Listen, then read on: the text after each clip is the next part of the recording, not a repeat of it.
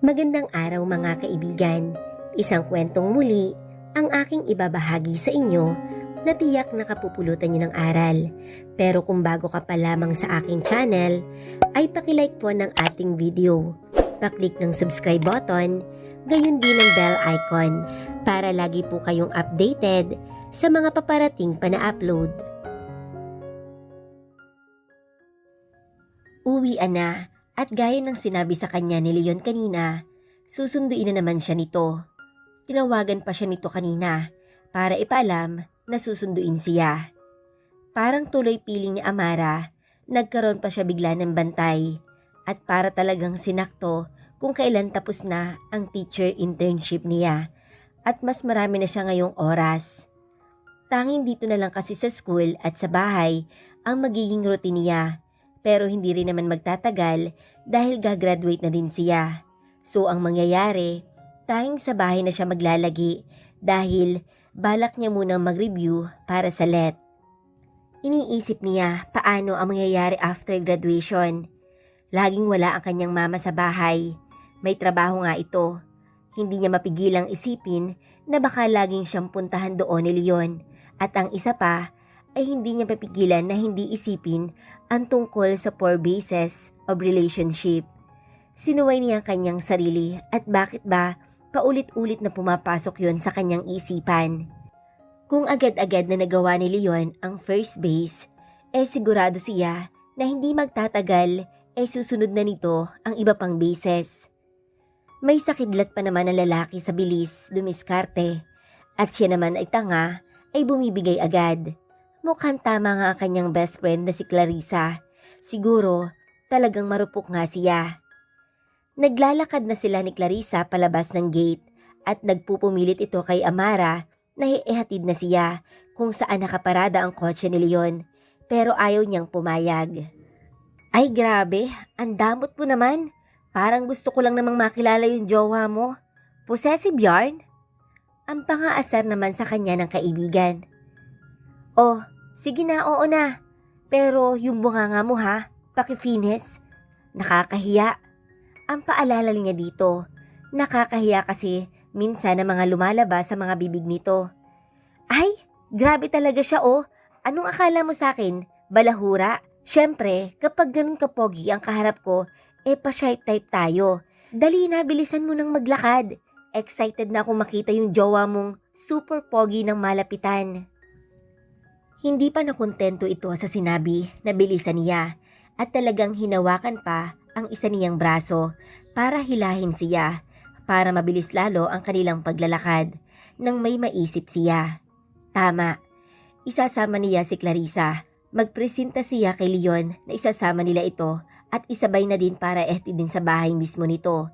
Siguro naman sa ganung paraan, hindi na siya basta-basta pa mahahalikan ni Leon dahil nga may iba pa silang kasama. Teka Clarissa, wait lang. Bumitaw siya mula sa pagkakahawak sa kanya nito dahil may sasabihin siya dito. Sumama ka na lang kaya sa amin para mapakilala na kita. Halatang halata naman sa mukha ni Clarissa ang saya at excitement nang marinig ang suggestion sa kanya ni Amara. Ay, kinikilig ako. Ang usapan sisilip lang ako. Tapos ngayon isasama mo na ako? Game! Kapal din nga ng mukha, hindi man lang nagpakipot ng konti. Talagang sumama ka agad sa isip-isip ni Amara. Para namang kinakabahan naman si Amara nang maisip na makakaharap na naman niya si Leon. Pero hindi bale, total naman may kasama naman siya ngayon. Patuloy na silang naglalakad na magkaibigan nang matanaw ni Amara si Leon na nasa labas na pala ng gate ng school. Bahagya siyang nakaramdam ng pagkainis. Ang usapan kasi nila ay pupuntahan na lamang niya ito doon kung saan ito nakapark. Kung saan siya binaba nito kanina at doon din niya ito pupuntahan. Pero ang magaling na lalaki ay talagang hindi sumunod sa usapan at talagang inabangan pa siya sa may labas ng gate na tila akala mo ay tatakasan siya. Hindi pa man sila nakakalampas sa may gate ay sinulubong na agad siya nito. Hindi naman malaman ni Amara ang gagawin. Paano nga ba sinasalubong ang boyfriend? Pagkalapit pa lamang ni Leon sa kanya ay agad na niyang pinakilala si Clarissa dahil iyon lang ang tanging pumasok sa kanyang isipan. Leon, si Clarissa nga pala, best friend ko. Clarissa, si Leon pala, ang pagpapakilala niya sa dalawa. Oh, wait, ano mo siya? Pinapakilala mo ako bilang best friend mo. Siya, ano mo siya? Ang pang-aasar na sabi ni Clarissa sa kanya. Sinamaan ng tingin ni Amara ang best friend niyang mapang-asar. Napangiti naman si Leon sa sinasabi ni Clarissa. Oh, di ba tama ako Leon? Kulang yung pagpapakilala niya sa'yo, di ba? Tumango naman ito sa sinabi ni Clarissa na tanda ng pagsang-ayon. Hindi naman nagsalita si Amara at inirapan na lamang ang kaibigan. Tara na, ang yaya nito sa dalawa. Pero hinawakan ni Leon ang isa niyang kamay at tila hinila pabalik dahil hindi pa sila tapos mag-usap. Sweetie, tinatanong ka ni Clarissa, yung best friend mo, ano mo daw ba ako? Talaga naman, kailan ba sila mananalo sa lalaking to? Ganito ba talaga magkaroon ng boyfriend? Parang hindi naman ata masaya. Parang mas lamang ata mang asar at visit. At ang lintik na best friend naman niya ay tila nakikipagsabayan pa talaga kay Leon ng pangbiwisit sa buhay niya. Para lang matapos na at makaalis na sila, di sige, pagbigyan niya ang pangbiwisit sa kanya. Tumawa muna siya ng peke pero ang totoo ay nanggigigil na siya sa kagagahan na ginagawa sa kanya ni Clarissa.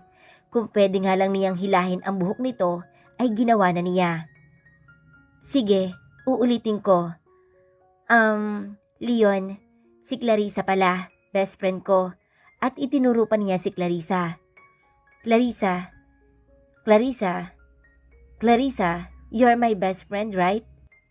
Nagpakawala na naman si Amara ng peking tawa at nakitawa din naman si Clarissa sa kanya. Humanda ka talaga sa akin kapag tayong dalawa na lamang ang isip-isip ni Amara dahil talagang nanggigigil siya sa ginagawa nito sa kanya. Clarissa, ang napakabait kong best friend sa kabaliktaran. This is Leon, my boyfriend. Ang mahinang sambit ni Amara. Ano? Ang hina naman? Hindi ko narinig? Ang natatawang sagot naman ni Clarissa. This is Leon, my boyfriend. This time, napalakas na talaga ang boses ni Amara at sigurado siya na narinig na iyon nang nagbibingi-bingihan niyang bully na best friend. Ay, kilig much. I'm so happy. Lumalablay na ang BFF ko. Ang tura ni Clarissa na para kay Amara. Sobrang nakakahiya talaga. Leon, pwede bang isama natin si Sure. Hindi pa man ako kumpleto ni Amara ang sasabihin niya ay agad nang sumagot si Leon. Salamat. Ang nahihiyang sambit niya at naglakad na sila palabas ng gate ng school. Oh, walang tao sa paligid. Pwede kayong mag-holding hands. Ang suggest ni Clarissa sa dalawa. Agad namang hinawakan ni Leon ang isang kamay ni Amara. Parang nagsisisi tuloy si Amara, mukhang mali ang diskarteng naisip niya. Ang buong akala niya kapag isinaman niya si Clarissa ay hindi na sila masyado magkakadikit ni Leon. Pero mukhang kabaliktaran pala ang mangyayari at ngayon nga ay magka-holding hands na sila. Kahit wala pa sila sa tapat ng kotse ay narinig at nakita ni Amara ang bahagyang pagtunog nito at pag-ilaw ng headlights, tanda na bukas na ito. Agad naman pumunta si Clarissa sa may likuran ng sasakyan at agad binuksan iyon para makasakay na siya. Excited lang. Bumitaw naman si Amara mula sa pagkakahawak ng kamay nila ni Leon at sinundan si Clarissa at balak niyang tumabi ng upo dito. Amara, anong ginagawa mo? Dun ka sa unahan umupo. Aba, nakakahiya ang inaasal mo. Gagawin mo pang driver yung boyfriend mo? Ang sita ni Clarissa sa kanyang kaibigan at itinutulak pa nito ang isang balikat ni Amara na para bang inuutusan niya talaga na lumabas at lumipat ng pwesto. Wala nang nagawa pa si Amara kung hindi ang lumabas at lumipat ulit ng sakay sa unahan sa tabi ni Leon. Pasensya ka na Leon ha, wala pa kasing experience yan NBSB kasi yan, hayaan mo, ititraining ko yan kung paano maging girlfriend. Ang walang kaabog-abog na sabi ni Clarissa kay Leon. Bahagya namang natawa si Leon sa sinabi ni Clarissa. Hindi makaimik si Amara sa pinagsasasabi ni Clarissa. Ano bang sinasabi nito na iti-training? May ganun ba? At naiinis na talaga siya sa dalawa dahil may pagtatawanan na agad na nagaganap sa bagong magkakilala pa lang at pakiramdam pa niya ay nagkampihan at pinagkakaisahan siya ng dalawa. Ano, close na agad sila? Ang tanging nagawa na lamang niya ay irapan ito mula sa rearview mirror at talagang sinusigurado niya na nakita yun ni Clarissa para ipaalam dito na napipiko na talaga siya. Pinaandar ni Leon ang kotse at nagsimula na mag-drive, sabay tanong sa dalawa. Saan niyo gustong kumain? Doon sa resto bar, sa ninong ni Amara. Ang agad namang sagot ni Clarissa. Okay, pero saan ba yun? Ang tanong naman ni Leon kay Clarissa. Sige, turo ko sa iyo ang daan. At ginaguide nga ni Clarissa si Leon kung saan ang daan papunta doon sa resto bar. Tahimik lang si Amara at nakikinig lang sa pag-uusap ng dalawa. Wala din man lang palang kwenta ang pag-upo niya dito sa tabi ni Leon dahil hindi man lang sila nag-uusap at dapat pala si Clarissa na umupo dito at hindi siya, sa isip-isip na lang niya. Hanggang sa makarating sila sa resto bar ni Ninong Omar niya. Pumasok na sila sa loob. Wala pa naman masyadong tao dahil 3:00 pa lang naman ang hapon. Dali! Ang pagmamadali ni Clarissa na pumesto na ng upo sa lamesa na akala mo ay may aagaw. Yung pwesto kasi na yon ang paborito nilang upuan tuwing pumupunta sila ni Amara dito. Nag-iisip na ng una si Amara kung kanino siya tatabi ng upo pero naisip niya na tumabi na lang kay Leon at baka sitahin na naman siya ni Clarissa at palipati na naman siya ng pwesto kaya uunahan na niya at baka mapahiya na naman siya. Uy, natuto na siya. Ang comment naman ni Clarissa sa ginawang pagtabi ni Amara sa boyfriend nito. Pero mali ata ang naging desisyon ni Amara na tumabi kay Leon dahil pagkaupo pa lamang niya ay agad na humimas ang kamay nito sa kaliwang hita niya. Malakas ang loob ni Leon na gawin ang bagay na yon dahil natatakpan ng tablecloth ang lamesa at siguradong walang makakakita. Agad namang tumingin si Amara kay Clarissa na nasa tapat nila, nakapwesto ng upo pero busy ito sa pagtingin ng menu. Bahagya namang pinalo ni Amara ang kamay ni Leon at tinanggal sa pagkakahawak nito mula sa kaliwang hita niya at sinamaan nito ng tingin. Hindi naman ibinalik ni Leon ang kamay niya. Pero bigla itong umusog ng upo para lalo silang magkatigit ni Amara at may ibinulong siya sa tenga nito. Later na lang sweetie, doon na lang tayo sa bahay niyo. Dahil sa ibinulong na iyon ni Leon ay tila kinalabutan si Amara. Kasabay noon ang pagragasa na naman ng kaba sa dibdib niya. Pakiramdam ni Amara ay magkakasakit na ata siya sa puso dahil sa mga pinagagagawa sa kanya ni Leon. Pero sa kaibuturan ng kanyang puso ay may part din naman na parang na-excite siya. Muli siyang lumingon kay Clarissa. Buti na lang at busy pa din ito sa pagtingin ng menu. Para mabawasan kung ano man ang nararamdaman niya na hindi niya mawari ay inagaw niya ang menu booklet dito. Patingin-tingin ka pa dyan, isa lang naman ang lagi mong ino-order dito. Ang sabi niya sa kaibigan. Inagaw naman muli ni Clarissa ang menu booklet mula sa kamay ni Amara. Dati yun, kasi wala akong budget. Ngayon, may financer tayo, kaya pipili ako ng iba. Nilakayan niya ng mata ang kanyang kaibigan para iparamdam dito na sumusobra na ang kakapalan ng mukha nito, pero hindi man lang natinag. Napalingon naman siya sa katabi niya at agad naman siyang ginawaran ni Leon ng isang pagkatamis-tamis ng ngiti. Napatingin siya sa labi nito, parang naaakit siya at gusto na naman niya muling maramdaman iyon. Agad siyang umiwas ng tingin dito dahil ano naman ba ang iniisip niya. Tumayo muna siya bitbit ang kanyang bag at nagpaalam na magsi-CR muna. Nang makapasok siya sa loob ng comfort room ay agad niyang inilapag ang kanyang bag sa may gilid ng sink. Buti may isa pang natira na extra panty liner at kailangan na naman niyang magpalit. Grabe talaga ang ginagawa sa kanya ni Leon.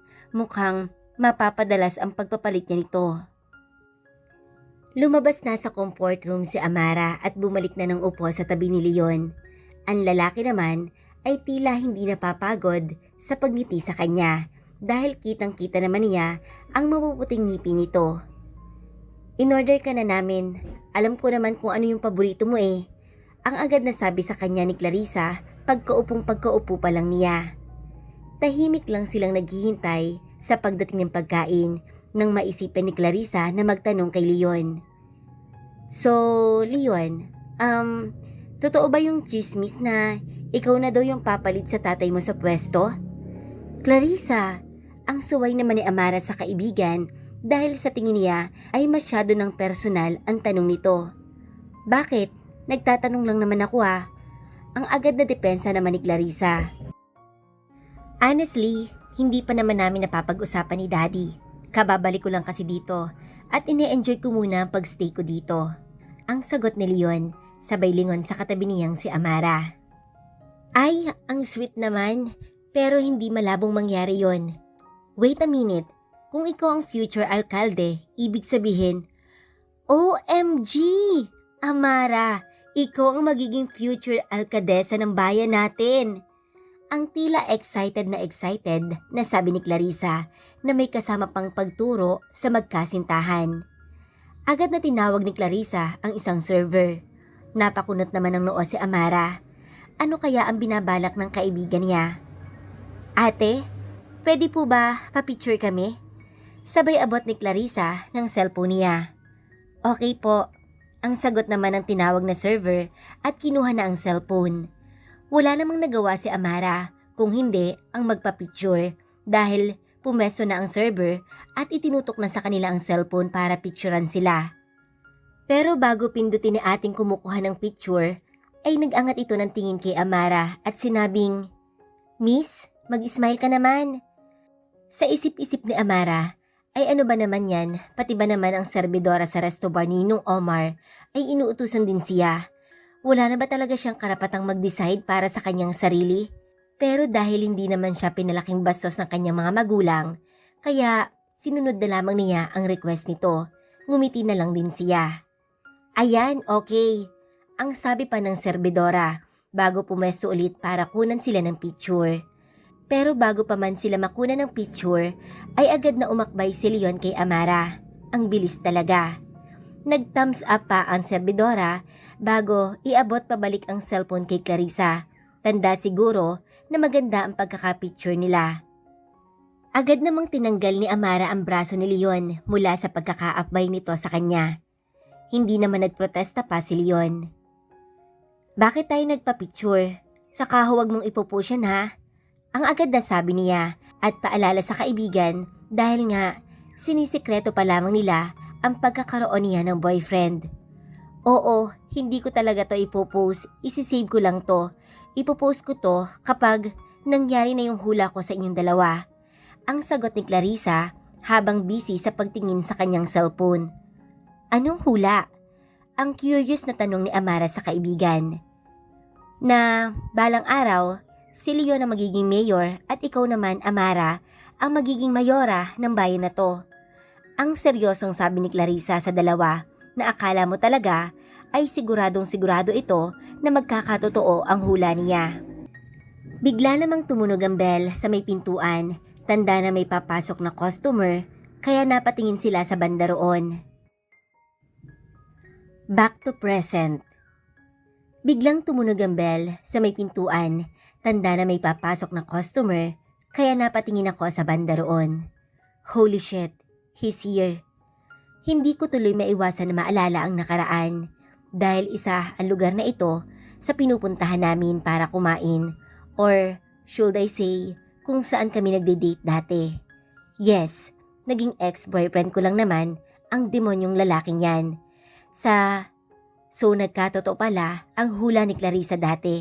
Siya na ngayon ang mayor ng bayan na to. Buti na lang, tanging ayun lang ang nagkatotoo.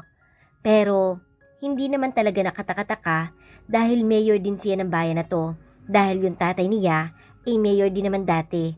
So parang minana lang niya ang posisyon na yan. Kapag minamalas nga naman nataon pa na nandito rin siya. Good afternoon, Mayor. ang rinig kong pagbati ng customer na kumakain.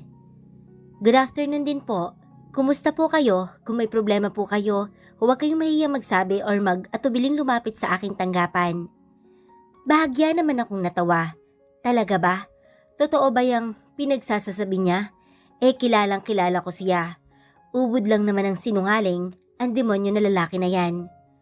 Alam ko na nagkukunwari lang siya. Malamang, politiko kailangang magaling mambola, katulad ng ginawa niya sa akin dati. Agad kong isinaksak ang earbuds sa magkabilang tenga ko. Makapanginig na nga lang ng music at magkukunwari ako na hindi ko siya nakikita o naririnig. Agad kong tinap ang earbuds ko, automatic naman na magpi-play ang music. Bahala na kung anong music, nakashuffle naman yon. Basta, hindi ko lang marinig ang nakakairitang boses niya. Seriously? Sa dinami-dami ng kanta sa playlist ko, ito pa talagang kanta to ang unang na-play? No, ayoko ng kantang to, so tinap ko ulit ang earbuds para automatic na mag-play ang next song. Open Arms by Mariah Carey. Okay, kanta naman ni Maria, hindi man masyadong halata na favorite ko siya, pero pwede na siguro to. Nagpatuloy ako sa pag-scroll sa social media. Kahit ang totoo ay wala naman talaga akong binabasa or pinapanood. Puro scroll down lang ang pinaggagawa ko nang mapansin ko ang lyrics ng kanta na pinakikinggan ko. Okay, talaga ba? Bakit ba ang laman ng playlist ko ay ganito? Parang tungkol talaga sa comeback. Nakakainis naman, pero pinabayaan ko na lang. Ipinagpatuloy ko naman ang pag-scroll-scroll sa screen ng cellphone ko nang bigla siyang tumabi sa akin. Walang hiya talaga. Ang dami-daming pwesto dito. Talagang tumabi pa sa upo ko. Itinodo ko ang volume ng music na pinakikinggan ko para hindi ko marinig kung ano man ang sasabihin niya. Pero ang demonyong lalaki ay parang umupo lang talaga doon para tingnan ako. Hindi man ako lumilingon sa kanya pero nakikita ko sa sulok ng mata ko. Talagang hindi ako lumilingon sa kanya. Bahala siya. Nasaan na ba kasi yung sundo ko? Bakit ba kasi ang tagal naman? Bahagya ko namang narinig ang tunog ng bell sa may pintuan. Kaya saglit akong lumingon doon. Akala ko naman nandyan na yung sundo ko. Yun pala, lumabas lang yung nag-iisang customer. So it means kami na lang ang nandito ngayon. Shit, nasa na ba si Ninong Omar? Saka yung ibang staff.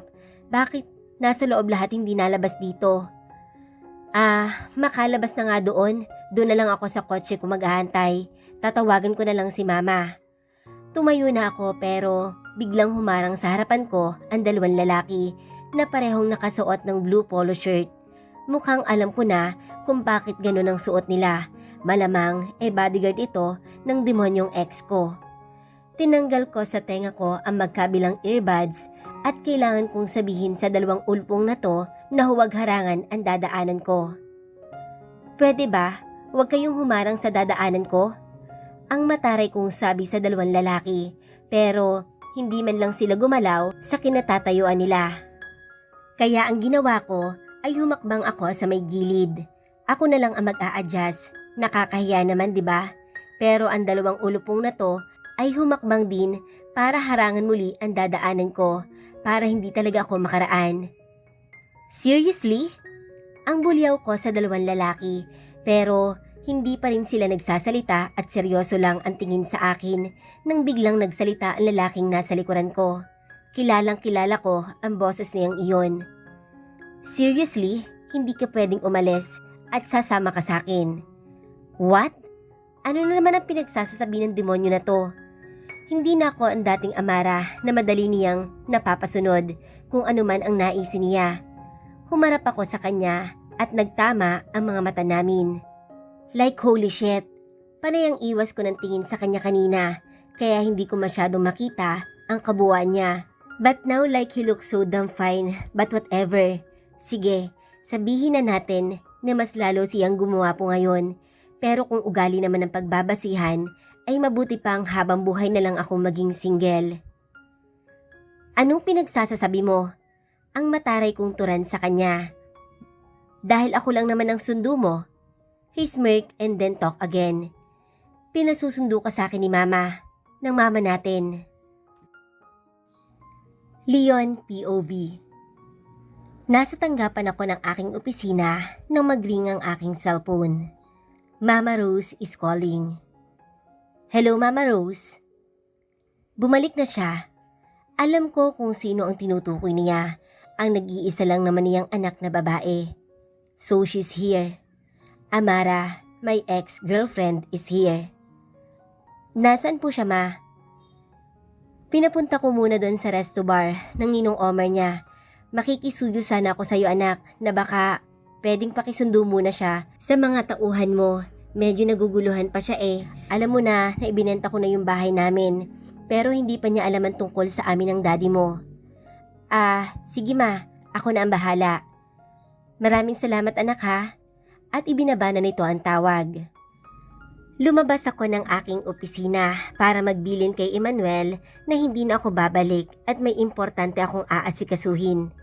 Agad kong pinuntahan ang resto bar ni Mang Omar, ang ninong ni Amara. Pagkabukas pa lang ng pintuan ay agad na tumunog ang bell. Natawa naman ako ng bahagya dahil nakita ko lang naman siya na tumingin dito at agad din namang tumalikod para umiwas na parang wala lang. Alam kong nakita mo ako, sweetie. Dalawa lang sila ng customer na nandito sa loob. Si Amara ay nakaupo sa may bar counter at ang isa naman ay mukhang papaalis na din at dahil tapos na itong kumain. Agad naman akong binati ng isang customer na iyon at binati ko din naman ito. Pagkatapos kong makipag-usap sa customer na iyon ay pinagmasdan ko ang ginagawa ni Amara. May nakasalpak na earbud sa magkabilang tenga nito at panay ang kalikot niya sa kanyang cellphone. Anong style yan, sweetie? Alam ko naman na iniiwasan niya lang ako. Napapailing-iling na lang ako sa ginagawa niya. Kung iniiwasan niya ako, isa lang ang ibig sabihin nito. I still have an effect on her. Huwag niyang sabihin na galit pa din siya sa akin. It's been 5 years since umalis siya. Pasalamat siya at hinayaan ko na lang siyang magliwaliw. Tama nga si Mama Rose, magsasawa ka din at babalik ka din sa bayan na to. Lumapit na ako at umupo sa tabi niya. Pero ang sweetie ko ay hindi man lang tumitingin sa akin. Halata naman na umiiwas lang siya dahil puro scroll down lang naman ang ginagawa niya sa kanyang cellphone. Pwede namang ibahin ang style. Pwede namang manood muna siya or magstay lang siya saglit kung ano man ang tinitingnan niya.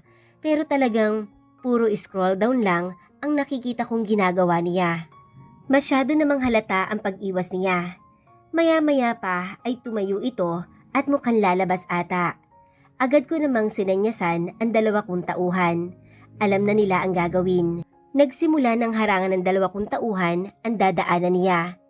Sinubukan niya pang pagsabihan ng dalawa pero hindi naman ito nagpatinag dahil inutos ko. Sinubukan niyang gumilid para makadaan pero hindi pa rin umubra ang diskarte niya at muli na naman siyang hinarangan ng mga tauhan ko. Seriously? Ang sigaw niya sa dalawa. Okay, oras na para magsalita ako. Seriously, hindi ka pwedeng umalis at sasama ka sa akin. Ang matigas kong sabi sa kanya. Buti na lang wala ang ninong Omar niya dito, pati yung ibang service staff, baka busy pa sa loob ng kitchen, baka pinaghahandaan ang dinner hour.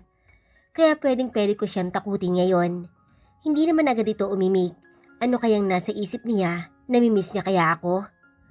Humarap siya sa akin at nagtama ang mga mata namin. Pero iba ang nakikita ko sa mga mata niyang iyon. Parang puno ng galit. Anong pinagsasasabi mo? Ang mataray na sabi niya sa akin. Nakakunot ang noo niya at halata talaga na may galit pa din siya sa akin. Dahil ako lang naman ang sundo mo, ang pag-imporma ko sa kanya. Natigilan siya sa sinabi ko. I smirk and then talk again. Pinasusundo ka sa akin ni Mama, ng mama natin. What? Anong sinasabi mo? At bakit ka naman sasabihin ni Mama na ikaw ang susundo sa akin? At saka, wag mong matawag-tawag na Mama ang mama ko. Mama ko lang yun. Ako lang ang anak nun. Anong gagalaitin niyang sabi na akala mo ay inagawan ko siya ng kanyang mama. Nagpakawala naman ako ng isang peking tawa. Kung pwede nga lang sabihin ko sa kanya kung bakit ako ang naatasan ni Mama Rose, ginawa ko na. Pasalamat ka talaga sa akin, Amara, sweetie, dahil nagtitimpi pa ako. Sinanyasan ko ang 2 kong tauhan para dalhin na siya sa sasakyan ko. Tigisin nilang hinawakan na magkabilang braso ni Amara para dalhin ito sa labas. Ano ba? Bitawan niyo nga ako. Ang sabi niya habang nagpupumiglas at pilit kumakawala sa pagkakahawak mula sa 2 tauhan ko, pero wala naman siyang nagawa dahil halos umangat na ang mga paa niya sa pagkakabit-bit sa kanya. Nagulat ako sa pagmumura niya. Hindi na siya ang Amara na nakilala ko. Hindi nagmumura ang sweetie ko. Although, sinusungitan niya ako, pero hindi naman siya nagsasabi ng mga bad words. Nasa na ang may sweet Amara? Anong ginawa ng babaeng ito sa sweetie ko? Buti na ilabas na siya ng 2 tauhan ko nang lumabas na si Mang Omar. "Oh Mayor, nandito pala kayo." Ang pagbating bungad niya sa akin. Sinundo ko lang po si Amara. Nauna na po siyang lumabas. Aalis na din po kami. Ang sagot ko naman dito. "So, alam na ba niya?" Ang mahinang sambit nito. "Hindi pa po eh. Hayaan ko na lang pong si Mama Rose ang maunang magsabi sa kanya." "Mabuti yan. Nako, muntik na nga ako madulas kanina. Kaya pumasok na ako sa loob." Ang tila nahihiyang sabi nito. "Okay lang po yon. Sige po, kailangan ko na po siyang iuwi sa bahay namin para makapag-usap na silang mag-ina." Tumangu-tango naman ito. Okay na sana, pero may pahabol pa na side comment bago ako makaalis. Alam mo, sayang kasi tinanong ko yung inaanak ko. Single pa daw siya. Hindi ba? Single ka pa din hanggang ngayon? Kung hindi lang siguro nagkamabutihan si Rose at yung tatay mo, pwedeng-pwede pa sana kayo. Hindi ko nagustuhan ang mga salitang lumabas sa bibig nito na anong sayang, like what the fuck. Ano naman ngayon kung nagkamabutihan si Mama Rose at ang dad ko? Mas maganda nga yun eh, di tipid sa biyanan, isahan na lang.